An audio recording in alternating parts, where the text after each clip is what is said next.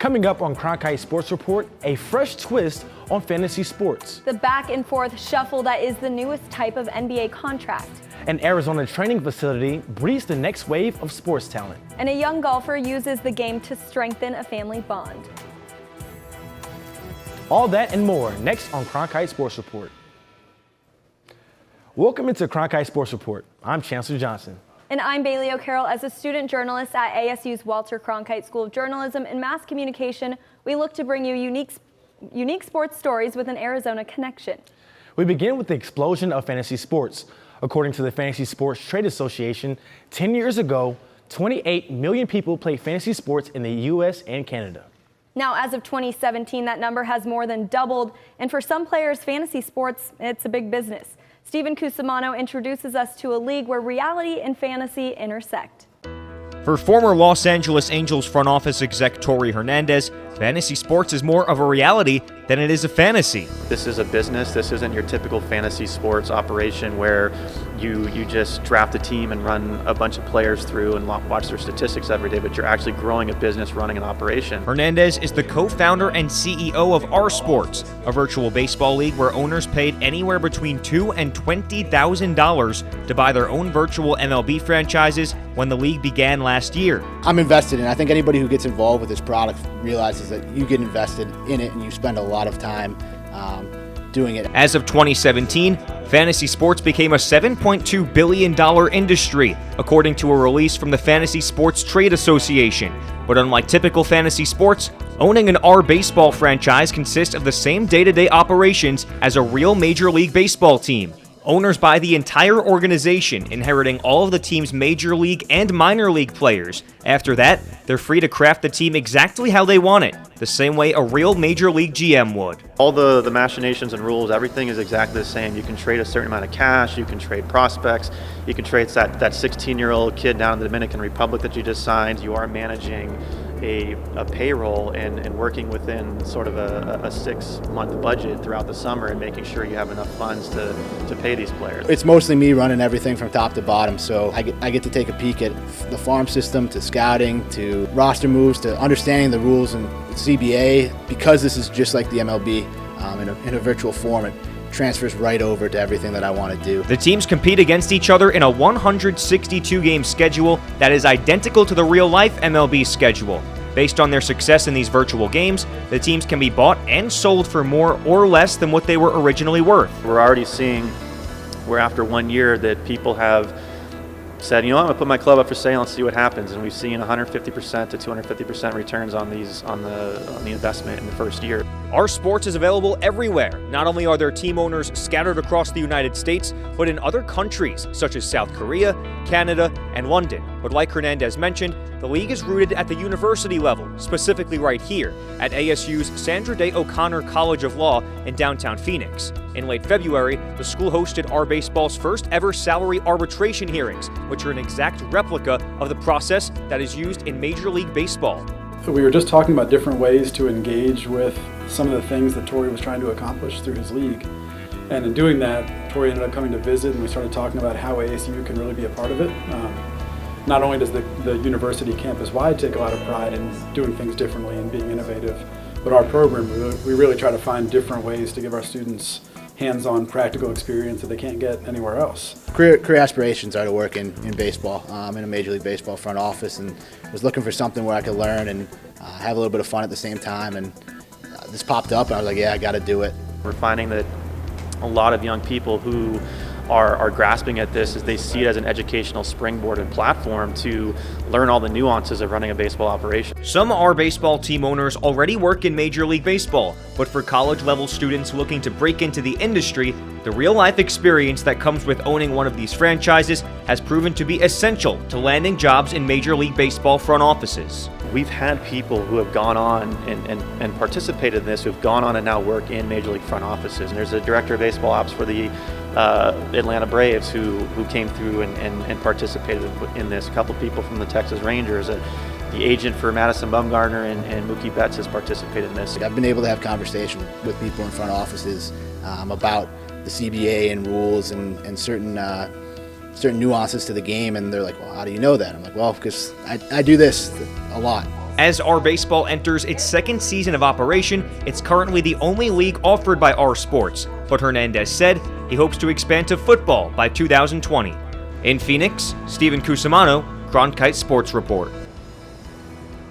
Our Sports is also working on developing an app which Hernandez says he hopes will be ready in 2020. Reporter Stephen Cusimano joins me now. And Stephen, how does the draft process work for these teams? So it works the same way as the real Major League Baseball first-year player draft. They go through all 40 rounds, and like the real teams, they draft their players. They have directors of scouting, baseball operations, so they do it the exact same way, but they do it their own way, really. Now, you mentioned that the arbitration hearings were here at the ASU Law School recently. What were those like? It was just like being in a real courtroom. So I'll use Nolan Arenado as an example. The team argued he should be paid $26 million, and then Nolan Arenado's party argued he should be paid $31 million. So that $5 million gap represented real money for these team owners. Of course, when it comes down to money, everybody gets serious on that. Yeah. Now, where were the team owners located at? So there's a few located at ASU at the law school, like that's where the arbitration hearings were, but they're all over the country. There was team owners watching the hearings from Seattle to New York, and then like I said in the package, they're all over the country too. So this is a worldwide thing. Great stuff, Stephen, as always. Now, coming up next on Cronkite Sports Report, an inside look at the life of uncertainty surrounding two-way contracts in the NBA. Welcome back to Cronkite Sports Report. Now, the Suns had a very busy draft night in 2018, selecting DeAndre Ayton at number 1, Elia Kobo at 31, and we can't forget about George King with the 59th overall pick. Now, King is just one of 51 players playing under the NBA's new two-way contract. As Matt Stolboff reports, King was navigating the new opportunity along with former Oklahoma State guard Juwan Evans. Together, well, they spent a lot of time in the car as they made frequent trips between Phoenix and Prescott Valley. A note, this story was reported before Evans was waived by the Suns and then picked up by the Oklahoma City Thunder earlier this week.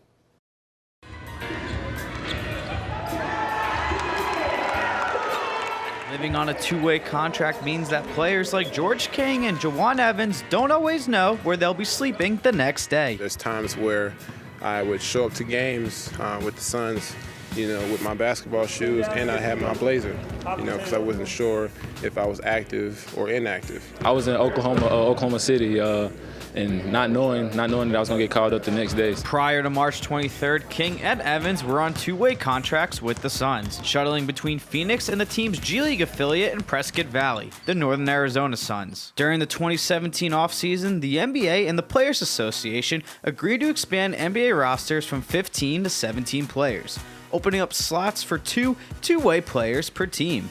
These players split time between the G League and the NBA, allowed to spend up to 45 days in the association. George, earlier this last week, played a game with us at 11 a.m. and then was sitting on the bench in Phoenix that night. So it's definitely a whirlwind process for them. We had a number of times where players were going back and forth from Phoenix to Northern Arizona, and I just kind of chuckled to myself like maybe I should see if they want to ride, and they can roll up with me. If there is anyone who knows about the back and forth track between Prescott and Phoenix, it's John Bloom, who is a radio host for the Phoenix Suns and makes the hour-plus drive to Prescott Valley 24 times a season to do play-by-play of Northern Arizona Suns games. Basahan all the way down the lane for the big-time right-hand flush. The good thing is we're giving more guys an opportunity to go up and taste what the life is like in the NBA. It's not just let's figure out what the speed and the size of these guys is, but it's also what the lifestyle is, the travel, everything else. One of the biggest questions about the two-way contract, the money. The annual salary for a two-way player in the G League is $77,250. Add that to the potential earnings that they can make in the NBA, and that number goes up to $385,000, a substantial range unlike any other in professional sports. Now, despite the uncertainties how much money they will make by the end of the season, both King and Evans are happy to play the game on a professional level. I go out and I just play, let the chips fall where they may. You playing basketball at the end of the day, so I just want to come up here, just try to give it my all and do everything I can. If you really truly love the game, you don't do it for that. Once a player on a two-way deal spends a total of 45 active days on the NBA roster, the team must decide whether to sign him to a full NBA contract or keep him in the G League for the rest of the season. The Phoenix Suns were the first team ever to fully commit to a two-way player, signing guard Mike James to a one-year standard NBA contract in December of 2017. Since Mike James, there have been a total of 14 players whose deals have been converted.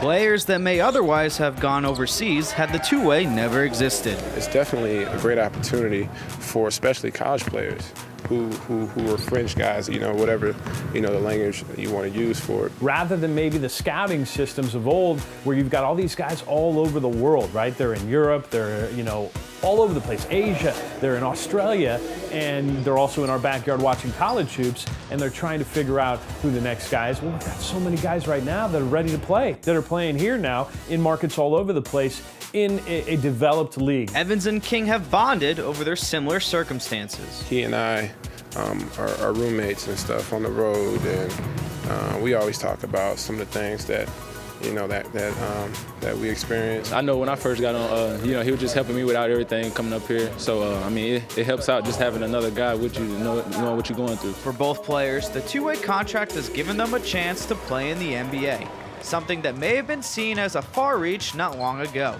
But now, thanks to the two-way contract, more players are able to fulfill that lifelong dream. Reporting from Prescott and Phoenix, Matt Stolboff, Cronkite Sports Report. Matt Stolboff joins me now for more on this story. Now, we know Juwan was with the Suns when this was filmed, but Matt, how many games have George and Juwan actually played in the NBA? So this season for Juwan, he played about 7 games, and that was mainly because D'Anthony Mellon was hurt for the Suns, and it was perfect for us. That's why we came up, and we were able to film him. King only played in 1 game, but it was a very special game for him. Obviously, it was his first career NBA game, but they played in San Antonio, and he grew up there, went to high school in San Antonio. He told me he went to a ton of Spurs games and just playing that game. Only 1 rebound, but he said it's a game he'll never forget. Hey, it's more rebounds than I'll ever have in an NBA game, so Me too. It's a good feat. Now, let's talk about, is there any players, big names that have made the jump from the two-way contract to full-time regular NBA contract? Yeah, this year there's really been a lot of big guys. Alonzo Trier for the Knicks, he was a two-way guy. Monte Morris on the Nuggets, he was a two-way guy. And Quinn Cook on the Warriors. And Quinn Cook's a little special.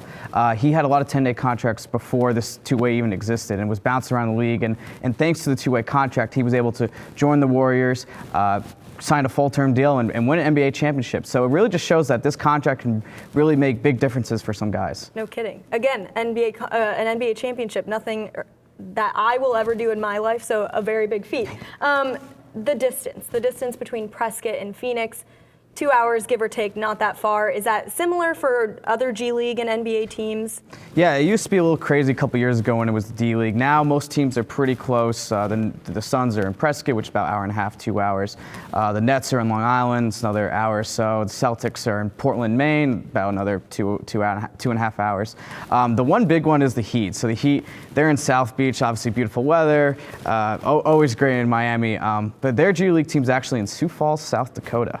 Which is obviously, it's not Miami, but the fan base is so great out there. They've expressed multiple times that they have such a good fan base that they never want to leave, and they're going to keep the G League there for as long as they can. There you go. Sioux Falls to South Beach. When the players make that transition, I'm sure it's like spring break. It's a big reward for them, for sure, no kidding. yes. Thanks, Matt. Coming up next here on the Cronkite Sports Report, how a local facility trains the next generation of professional athletes. Welcome back to the Cronkite Sports Report. NFL draft season is in full swing, and the trainers at EXOS are hard at work helping players prepare for success at the next level. As Austin Burnett reports, this facility, founded right here in Arizona, uses specialized nutrition and physical training to develop its young athletes. Hidden away in North Phoenix sits a training facility that is the epicenter for players preparing for the NFL draft. They're here all day working out with us. Pretty much everything for their day is planned out to the T. EXOS was founded in 1999 by former NFLPA Performance Director Mark Verstegen. He set forth a goal for his staff to train top-tier athletes and prepare them for events around the country, like their Pro Day and the NFL Combine. The Combine and the Pro Day training is a huge kind of part of what we do here. It takes up like January, February, and March. And we do 2 speed sessions a day on the field, followed by 2 lifting sessions a day. So really it's like upwards like 4 sessions a day, and they're short and they're concise, where quality is high and duration is not very long. And then we're trying to get them strong in the weight room for the bench press test, the 225, which is like the coveted measure of upper body strength. And then we're trying to do all their lower body strength and speed to supplement their speed on the field. EXOS not only focuses on giving the best training on the field, but they create personalized diets based on each athlete's body type. The custom diets include counting macros, putting certain amounts of macros, which are carbs, proteins, and fats, into each meal that the athletes eat at EXOS. We have the nutrition, so we're helping them change their body composition. They're leaning out. They're becoming in the best shape of their life in the short time that they're here. So when they first come in, they do a whole meal kind of diet analysis with our dietitian. We see if you're a football player and you want to lose weight or gain weight, or say you just want to keep your weight the same but change your body composition, we kind of figure and determine that, and then basically all their meals are cooked here for them to that plan. And so, they might come in and there might be a bison burger that day, and they might need more protein or less carbohydrates, and the chefs will still give them the bison burger, but it'll adjust the calories and the carbohydrates and the macronutrients exactly to what they need. EXOS believes their integrated approach helps set them apart. I think what we're able to do is control a lot of variables because we have such a large staff and we have so many different divisions. I can just walk right into the office and talk to them. So if there needs to be any adjustments ever with an athlete, we're always ahead of the curve with that. Sure, the primary job for these specialists is to train the athletes for pro days and combines. But for Coach Hill, the most rewarding part of the job is building a strong bond with the athletes that goes beyond the training field. For me, it's the relationships. And I think that's what I really push, especially during the combine program. We get these athletes for 8 weeks, right? Sometimes 12 weeks max. To be able to build a relationship with these athletes at such a stressful time in their lives is huge. So that's something that I really push. Obviously, the performance is a huge side of it, and we want them to get their times down and run well and perform well, but we do that year in and year out. So the big thing for me is trying to build those strong relationships so that you have the trust of the athlete. 759 NFL draft picks used EXOS as their primary training gym, according to TeamExos.com, including a record-tying 16 first-round draft picks in 2017, and 6 who were picked inside the top 10. The training that the athletes get from their specialists both on the field and in their diet is why athletes from all over the country continue to come back to EXOS. In Phoenix, Austin Burnett, Cronkite Sports Report. In addition to players from around the country, former Sun Devils Manny Wilkins and N'Keal Harry, along with Arizona Cardinals wide receiver Christian Kirk, are also among those who have trained at EXOS. Now, coming up next on Cronkite Sports Report, a young golfer unites his family through the game he loves. Welcome back to Cronkite Sports Report. I'm Bailey O'Carroll. And I'm Chancellor Johnson. Now, 8-year-old Easton Reichel is one of the top junior golfers in the country. But as our Lexi Kinselny learned, for the Reichel family, golf goes far beyond just winning tournaments and climbing the ranks. It's about family.